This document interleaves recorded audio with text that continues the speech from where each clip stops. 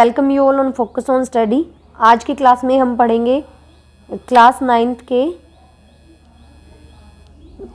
की साइंस पढ़ने वाले हैं हम, जिसमें हम पढ़ेंगे चैप्टर नंबर 8। कौन सा? चैप्टर नंबर 8, जिसका नाम है मोशन। मोशन यानी कि गति।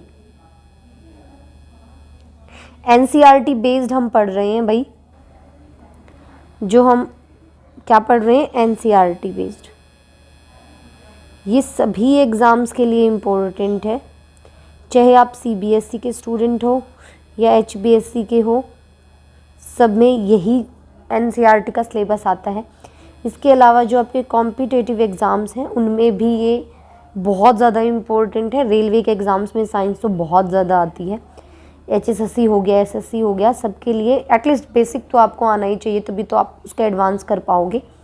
तो मैं बिल्कुल बेसिक से शुरू कर रही हूँ। जिन बच्चों ने अभी तैयारी शुरू की है उनके लिए ये काफ़ी इम्पोर्टेंट क्लास है, बाकियों का रिवीजन हो जाएगा। तो चलो आज की हम अपनी क्लास स्टार्ट कर लेते हैं। देखो भाई, हम पढ़ रहे हैं मोशन। मोशन जिसका मतलब होता है हिंदी में गति। अब ये होती क्या है?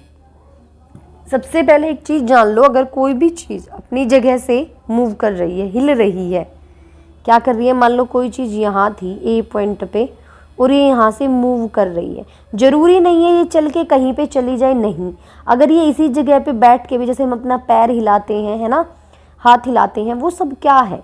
वो सब गति में काउंट होता है। अगर कोई अपनी जगह पर हिल रहा है या अपनी जगह को छोड़ के एक जगह से दूसरी जगह पर चला गया है तो उसको कहते हैं भाई हम गति। क्या कहते हैं? गति।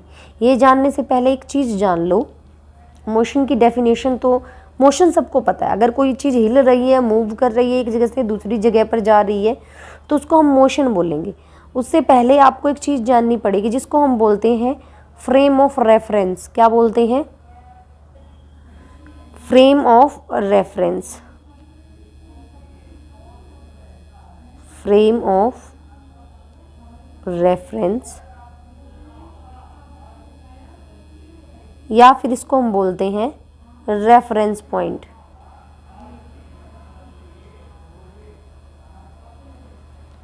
एंड कर सकते हैं इसको, फ्रेम ऑफ रेफरेंस या फिर रेफरेंस पॉइंट। ये दो चीज़ भाई अभी पहले हम जानेंगे मोशन को जानने से पहले। देखो भाई, हम दो चीज़ें मान लेते हैं। एक होती है हमारी स्टेट ऑफ रेस्ट। क्या होती है? State of rest. एक होती है state of motion. State of motion. State of rest क्या है? जब कोई भी चीज़ मूव नहीं कर रही है, गति नहीं कर रही है, ठीक है, गति नहीं कर रही है। स्टेट ऑफ रेस्ट यानी कि विराम की अवस्था। स्टेट ऑफ मोशन यानी कि गति, गति की अवस्था।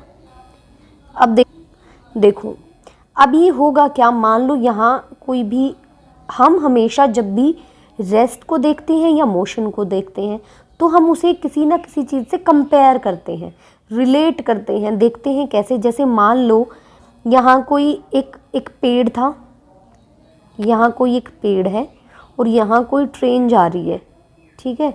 ये कोई भी एक ट्रेन जो है ये मूव कर रही है, तो ये जो पेड़ है ये हमें एक ट्रेन में बैठे हुए लोगों को क्या दिखेगा? चलता हुआ दिखेगा, जबकि ये है तो रेस्ट पे। समझ रहे हो इस बात को?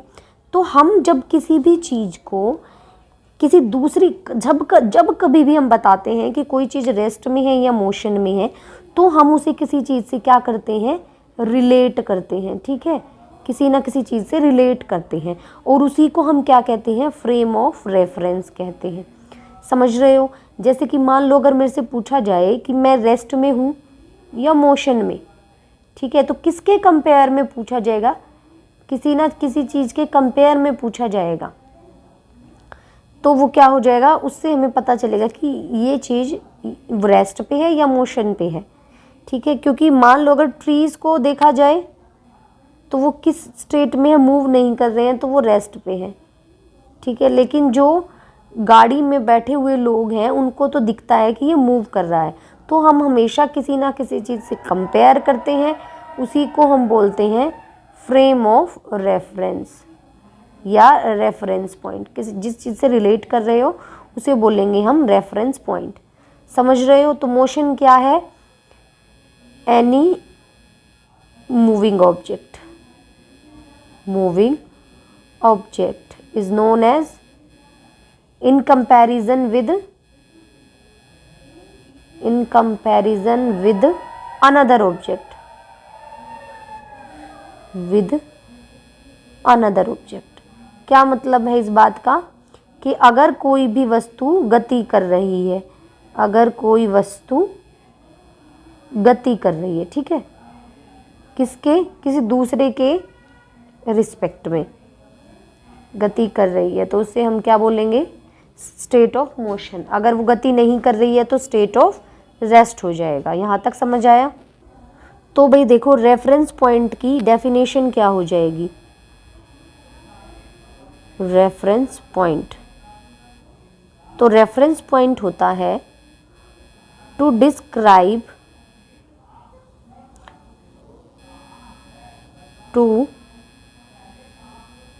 describe the position of the object, to describe the position of an object।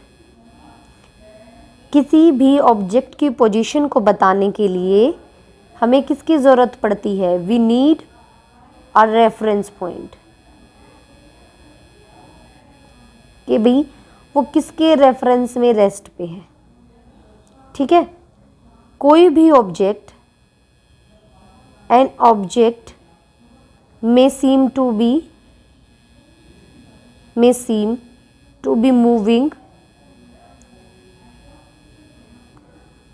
to one observer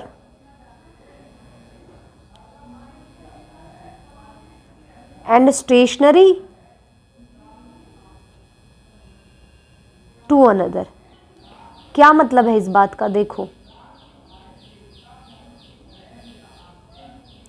हमें जो है किसी भी ऑब्जेक्ट की जो पोजीशन है उसे बताने के लिए किसकी ज़रूरत पड़ती है? रेफरेंस पॉइंट की ज़रूरत पड़ती है। किसी भी ऑब्जेक्ट में, कोई भी जो ऑब्जेक्ट है वो किसी एक चीज़ के लिए, तो किसी एक ऑब्जर्वर के लिए तो मूविंग हो सकता है, मोशन में हो सकता है, और दूसरे ऑब्जर्वर के लिए स्टेशनरी हो सकता है। ऐसा पॉसिबल है, क्योंकि हो सकता है मान लो कोई बाहर खड़ा है आदमी और एक कोई ट्रेन में बैठा है, दो पर्सन है, एक बाहर खड़ा है, जो बाहर खड़ा हुआ आदमी है वो इस ट्री को देखेगा तो उसकी नज़र में ये किस पे होगा? रेस्ट पे होगा ना। और जो ट्रेन में लोग बैठे हैं उनके लिए ट्री क्या होगा? मोशन में होगा। ये बात समझ आ रही है आप लोगों को?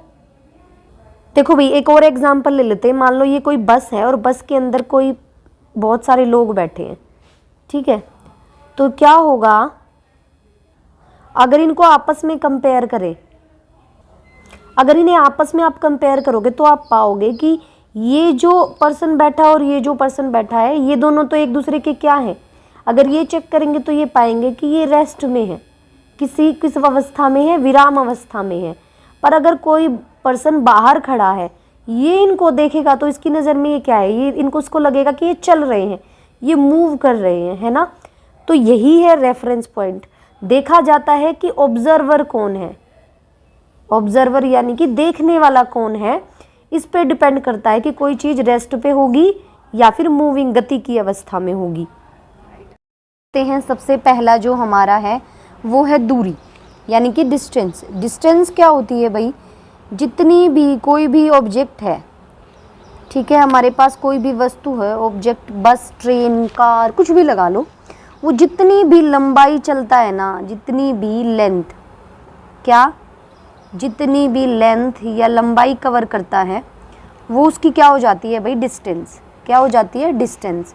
एक चीज़ समझने की कोशिश करो आप कि क्या मतलब, मान लो कोई यहाँ से चला ए पॉइंट से, पहले वो 5 किलोमीटर चला, फिर वो चला, फिर चला, फिर चला, फिर यहाँ से यहाँ आ गया, ठीक है। ये 3 था, ये 2 किलोमीटर था, ये 5 किलोमीटर था। तो ये अगर पूछा जाए डिस्टेंस कितनी है, ये बी पॉइंट पे पहुंच गया, तो यहाँ से इसने पूरी ये जो लंबाई कवर की है ना, जितना ही लंबाई चला है, ये इसकी क्या हो जाएगी? डिस्टेंस यानी कि दूरी। ये क्या हो जाएगी इसकी? डिस्टेंस यानी कि दूरी। क्या डेफिनेशन है इसकी? The magnitude of the length covered by a moving object, the magnitude of the length covered by a moving object, यानी कि एक मूविंग ऑब्जेक्ट ने, एक चलते हुए ऑब्जेक्ट ने जितनी भी लेंथ कवर की है, लंबाई कवर की है, वो उसकी क्या हो जाएगी? डिस्टेंस हो जाएगी। इसकी कोई भी डायरेक्शन नहीं होती है, दूरी की कोई भी दिशा नहीं होती है। It has no direction. समझ रहे हो इस बात को? अब देखो एक चीज, इसके आगे डिस्प्लेसमेंट है। क्या है? डिस्प्लेसमेंट। डिस्टेंस और डिस्प्लेसमेंट में बस एक छोटा सा ही फर्क होता है। डिस्प्लेसमेंट को हम कहते हैं हिंदी में विस्थापन। क्या कहते हैं? विस्थापन। देखो भाई, डिस्प्लेसमेंट यानी कि विस्थापन, ये होता क्या है? ये होता है भाई शॉर्टेस्ट डिस्टेंस। क्या होती है? शॉर्टेस्ट डिस्टेंस, यानी कि कम से कम दूरी है ये, कम से कम दूरी दो पॉइंट्स के बीच में। जैसे मान लो यहाँ पे कोई ऑब्जेक्ट ए पे था, ये चला, यहाँ पहुँचा, फिर यहाँ गया और फिर यहाँ से यहाँ आ गया। अब मान लो ये 3 किलोमीटर है, ये 2 किलोमीटर है और ये है 1 किलोमीटर। तो अगर ये आ गया यहाँ बी पॉइंट पे, अगर आपसे पूछा जाए कि डिस्प्लेसमेंट कितना है, तो इसके और इसके बीच में शॉर्टेस्ट डिस्टेंस कितना है? 3 किलोमीटर। ये यहाँ से यहाँ तक गया और ये 1 किलोमीटर वापस आ गया, तो सिर्फ कितनी दूरी ही चला? 2 किलोमीटर। तो इसका डिस्प्लेसमेंट कितना हो जाएगा? इसका विस्थापन कितना हो जाएगा? 2 किलोमीटर।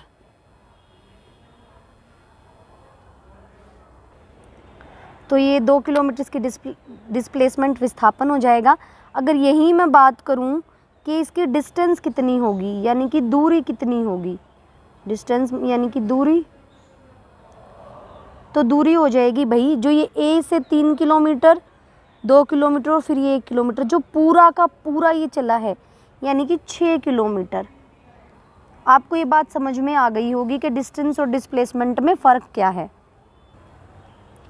देखो भाई, ये है डिस्टेंस और इधर है डिस्प्लेसमेंट। दोनों के बीच में हम डिफरेंस जानेंगे क्या क्या है। अगर मैं बात करूँ डिस्टेंस यानी कि दूरी की और डिस्प्लेसमेंट यानी कि विस्थापन की, तो डिस्टेंस क्या है? Total length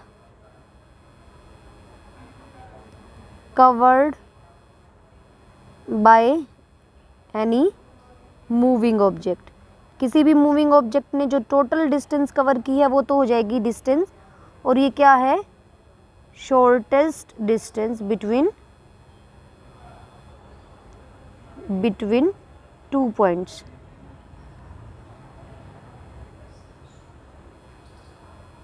points. या फिर इसको हम कह सकते हैं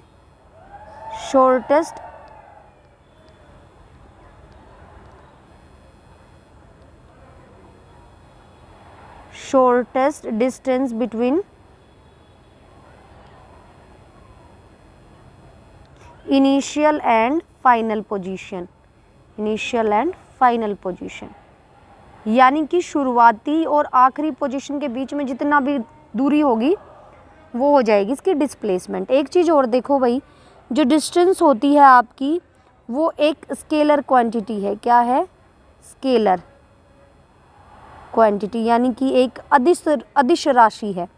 क्या है? अदिश राशि। ये आपके पेपर में पूछे जाने के बहुत चांसेस हैं। आपको दे दिया जाता है कि ये बताओ डिस्टेंस कैसी क्वांटिटी है, कैसी राशि है और ये डिस्प्लेसमेंट कैसी है। डिस्प्लेसमेंट भाई एक वेक्टर क्वांटिटी है।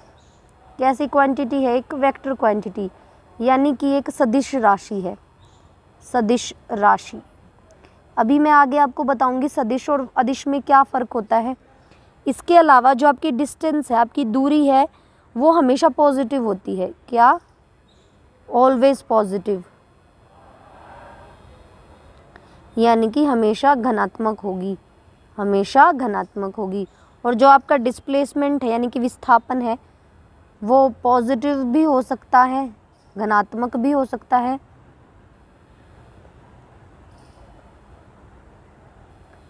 ठीक है, आप ये नेगेटिव भी हो सकता है और ये ज़ीरो भी हो सकता है, पॉजिटिव, नेगेटिव या फिर ज़ीरो, ये तीनों हो सकता है।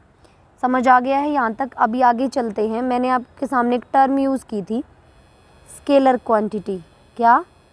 स्केलर क्वांटिटी यानी कि अदिश राशि। जान लेते हैं ये क्या होती है सदिश और अदिश राशि। देखो भाई, वो राशि, वो क्वांटिटी जिसके अंदर सिर्फ मैग्नीट्यूड होता है। मैग्नीट्यूड मतलब यानी कि कोई वैल्यू होती है उसकी, ठीक है, जिसका ओनली हैव मैग्नीट्यूड। मैग्नीट्यूड मतलब इसकी कोई ना कोई वैल्यू होगी, इसकी डायरेक्शन नहीं होती, नो डायरेक्शन। देखो मैं बताती हूँ कैसे। आपने बोला कि मैं 5 किलोमीटर चला हूँ, ठीक है, मैंने 5 किलोमीटर की दूरी तय की है, ठीक है। या फिर हम कह सकते हैं दूध माप लिया, मान लो 5 लीटर दूध है, तो क्या कभी आप ये बताते हो मैंने पूर्व दिशा में मापा है, या मैं 5 किलोमीटर की दूरी चल के आया हूँ, मैं पूर्व में या पश्चिम में चल के आया हूँ, ईस्ट या वेस्ट में चल के आया हूँ, ऐसा कभी नहीं बताया जाता। तो वो सब होती हैं स्केलर क्वांटिटी। एक होती है भाई वेक्टर क्वांटिटी। क्या होती है? वेक्टर क्वांटिटी यानी कि सदिश राशि। क्या? सदिश राशि। अब ये क्या होती है? ये वो राशि है, कैसी राशि है? जिसका मैग्नीट्यूड भी होता है और इसकी डायरेक्शन भी होती है, दोनों चीज़ें होती है ये। और वो सभी जो भी एक वेक्टर क्वांटिटी होगी उसके ऊपर आपको ऐसे एक एरो लगा हुआ दिखाई देगा, ठीक है। तो इससे आप समझ जाना, जैसे मान लो ए कोई वेक्टर क्वांटिटी है इसको, तो इसके ऊपर आपको ऐसे एरो का निशान मिलेगा, ये दिखाता है कि एक वेक्टर क्वांटिटी है, ठीक है। यहाँ तक समझ में आ गया होगा आपको। इन पे ये बहुत इम्पोर्टेंट है, इन पे क्वेश्चन ज़रूर आता है। अब आगे आता है हमारा नेक्स्ट जो टॉपिक है वो है स्पीड यानी कि चाल। क्या है? स्पीड, जिसको हिंदी में हम कहते हैं चाल। देखिए भैया होती क्या, कोई भी किसी भी चीज़ द्वारा तय की गई दूरी समय के साथ क्या होती है? जब भी कोई बॉडी या कोई भी चीज़ क्या करती है? डिस्टेंस कवर करती है। क्या है? If a body covers a certain distance, क्या है? Certain distance in a certain amount of time, ठीक है। क्या मतलब है इस बात का? जब भी कोई चीज़ कुछ दूरी तय करेगी, क्या करेगी? दूरी तय करेगी किसी इकाई समय में। किसी इकाई समय में जब भी कोई वस्तु कोई दूरी तय करेगी तो उसे बोलेंगे भाई हम स्पीड। स्पीड का फॉर्मूला होता है डिस्टेंस अपॉन टाइम। क्या होता है? डिस्टेंस अपॉन टाइम, यानी कि चाल किसके बराबर है? दूरी बटे समय के। क्या है? दूरी बटे समय के। अगर आपको निकालनी है एवरेज स्पीड यानी कि औसत स्पीड, एवरेज स्पीड का फॉर्मूला हो जाएगा जिसको हम हिंदी में बोलते हैं औसत चाल। तो ये हो जाएगा जो आपने टोटल डिस्टेंस कवर की है, total distance upon total time, कुल दूरी बटे कुल समय। यहाँ तक किसी को कोई दिक्कत हो तो प्लीज़ कमेंट करके पूछ ले। इसके बाद आती है एक समान दूरी और असमान दूरी। ये हम देखेंगे कल की क्लास में। आज हमने बस इसका एक छोटा सा इंट्रो ले लिया है कि इस चैप्टर में आखिरकार है क्या। अगर आपको ये समझ आई है क्लास तो प्लीज़ क्लास को लाइक कर दें, शेयर कर दें। मिलते हैं कल नेक्स्ट क्लास में, तब तक के लिए पढ़ते रहिए। Thank you so much. देखो भाई, डिस्प्लेसमेंट यानी कि विस्थापन, ये होता क्या है? ये होता है भाई शॉर्टेस्ट डिस्टेंस। क्या होती है? शॉर्टेस्ट डिस्टेंस, यानी कि कम से कम दूरी है ये, कम से कम दूरी दो पॉइंट्स के बीच में। जैसे मान लो यहाँ पे कोई ऑब्जेक्ट ए पे था, ये चला यहाँ पहुँचा, फिर यहाँ गया और फिर यहाँ से यहाँ आ गया। अब मान लो ये 3 किलोमीटर है, ये 2 किलोमीटर है और ये है 1 किलोमीटर। तो अगर ये आ गया यहाँ बी पॉइंट पे, अगर आपसे पूछा जाए कि डिस्प्लेसमेंट कितना है, तो इसके और इसके बीच में शॉर्टेस्ट डिस्टेंस कितना है? 3 किलोमीटर। ये यहाँ से यहाँ तक गया और ये 1 किलोमीटर वापस आ गया, तो सिर्फ कितनी दूरी ही चला? 2 किलोमीटर। तो इसका डिस्प्लेसमेंट कितना हो जाएगा? इसका विस्थापन कितना हो जाएगा? 2 किलोमीटर।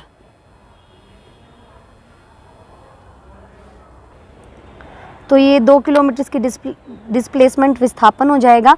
अगर यही मैं बात करूं कि इसकी डिस्टेंस कितनी होगी, यानी कि दूरी कितनी होगी, डिस्टेंस यानी कि दूरी,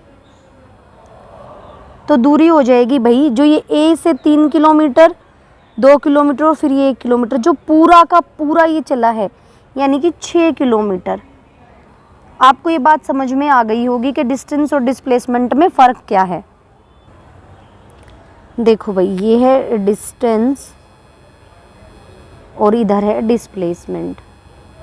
दोनों के बीच में हम डिफरेंस जानेंगे क्या क्या है। अगर मैं बात करूं डिस्टेंस यानी कि दूरी की और डिस्प्लेसमेंट यानी कि विस्थापन की, तो डिस्टेंस क्या है? Total length covered by any moving object. किसी भी मूविंग ऑब्जेक्ट ने जो टोटल डिस्टेंस कवर की है वो तो हो जाएगी डिस्टेंस। और ये क्या है? Shortest distance between two points.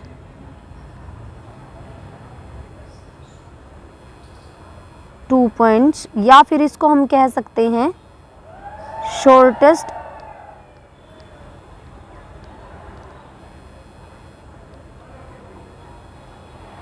shortest distance between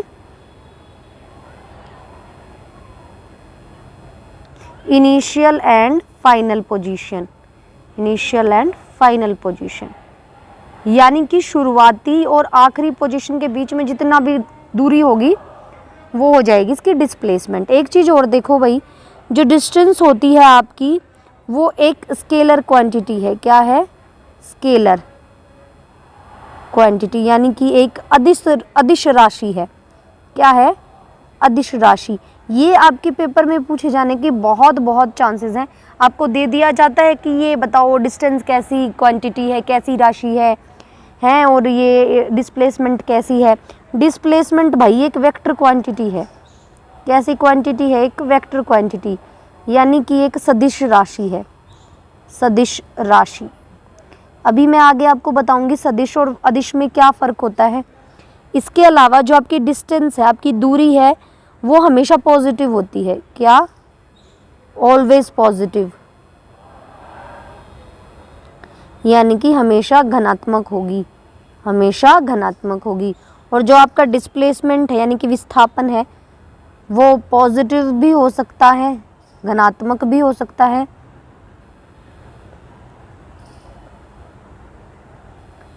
ठीक है, आप ये नेगेटिव भी हो सकता है और ये ज़ीरो भी हो सकता है। पॉजिटिव, नेगेटिव या फिर ज़ीरो, ये तीनों हो सकता है। समझ आ गया है यहाँ तक? अभी आगे चलते हैं। मैंने आपके सामने एक टर्म यूज़ की थी, स्केलर क्वांटिटी। क्या? स्केलर क्वांटिटी, यानी कि अदिश राशि। जान लेते हैं ये क्या होती है, सदिश और अदिश राशि। देखो भाई, वो राशि, वो क्वांटिटी जिसके अंदर सिर्फ मैग्नीट्यूड होता है, मैग्नीट्यूड मतलब यानी कि कोई वैल्यू होती है उसकी, ठीक है, जिसका ओनली हैव मैग्नीट्यूड। मैग्नीट्यूड मतलब इसकी कोई ना कोई वैल्यू होगी, इसकी डायरेक्शन नहीं होती, नो डायरेक्शन। देखो मैं बताती हूँ कैसे। आपने बोला कि मैं 5 किलोमीटर चला हूँ, ठीक है, मैंने 5 किलोमीटर की दूरी तय की है, ठीक है। या फिर हम कह सकते हैं दूध माप लिया, मान लो 5 लीटर दूध है, तो क्या कभी आप ये बताते हो मैंने पूर्व दिशा में मापा है, या मैं 5 किलोमीटर की दूरी चल के आया हूँ, मैं पूर्व में या पश्चिम में चल के आया हूँ, ईस्ट या वेस्ट में चल के आया हूँ, ऐसा कभी नहीं बताया जाता। तो वो सब होती है स्केलर क्वांटिटी। एक होती है भाई वेक्टर क्वांटिटी। क्या होती है? वेक्टर क्वांटिटी यानी कि सदिश राशि। क्या? सदिश राशि। अब ये क्या होती है? ये वो राशि है, कैसी राशि है जिसका मैग्नीट्यूड भी होता है और इसकी डायरेक्शन भी होती है, दोनों चीज़ें होती है ये। और वो सभी जो भी एक वेक्टर क्वांटिटी होगी उसके ऊपर आपको ऐसे एक एरो लगा हुआ दिखाई देगा, ठीक है। तो इससे आप समझ जाना, जैसे मान लो ए कोई वेक्टर क्वांटिटी है इसको, तो इसके ऊपर आपको ऐसे एरो का निशान मिलेगा, ये दिखाता है कि एक वेक्टर क्वांटिटी है, ठीक है। यहाँ तक समझ में आ गया होगा आपको। इन पे ये बहुत इंपॉर्टेंट है, इन पे क्वेश्चन जरूर आता है। अब आगे आता है हमारा नेक्स्ट जो टॉपिक है वो है स्पीड यानी कि चाल। क्या है? स्पीड, जिसको हिंदी में हम कहते हैं चाल। देखिए भैया होती क्या, कोई भी किसी भी चीज द्वारा तय की गई दूरी समय के साथ क्या होती है? जब भी कोई बॉडी या कोई भी चीज क्या करती है? डिस्टेंस कवर करती है। क्या है? If a body covers a certain distance, क्या है? Certain distance in a certain amount of time, ठीक है। क्या मतलब है इस बात का? जब भी कोई चीज कुछ दूरी तय करेगी, क्या करेगी? दूरी तय करेगी किसी इकाई समय में। किसी इकाई समय में जब भी कोई वस्तु कोई दूरी तय करेगी तो उसे बोलेंगे भाई हम स्पीड। स्पीड का फॉर्मूला होता है डिस्टेंस अपॉन टाइम। क्या होता है? डिस्टेंस अपॉन टाइम, यानी कि चाल किसके बराबर है? दूरी बटे समय के। क्या है? दूरी बटे समय के। अगर आपको निकालनी है एवरेज स्पीड यानी कि औसत स्पीड, एवरेज स्पीड का फॉर्मूला हो जाएगा जिसको हम हिंदी में बोलते हैं औसत चाल। तो ये हो जाएगा जो आपने टोटल डिस्टेंस कवर की है, total distance upon total time, कुल दूरी बटे कुल समय। यहाँ तक किसी को कोई दिक्कत हो तो प्लीज़ कमेंट करके पूछ ले। इसके बाद आती है एक समान दूरी और असमान दूरी। ये हम देखेंगे कल की क्लास में। आज हमने बस इसका एक छोटा सा इंट्रो ले लिया है कि इस चैप्टर में आखिरकार है क्या। अगर आपको ये समझ आई है क्लास तो प्लीज़ क्लास को लाइक कर दें, शेयर कर दें। मिलते हैं कल नेक्स्ट क्लास में, तब तक के लिए पढ़ते रहिए। Thank you so much.